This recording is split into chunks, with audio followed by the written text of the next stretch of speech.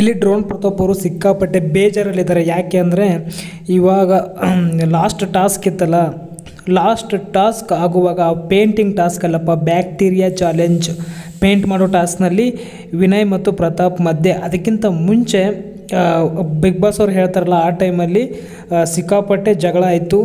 ಸಂಗೀತ, ಪ್ರತಾಪ್ ಮತ್ತು ವಿನಯ್ ಮಧ್ಯೆ.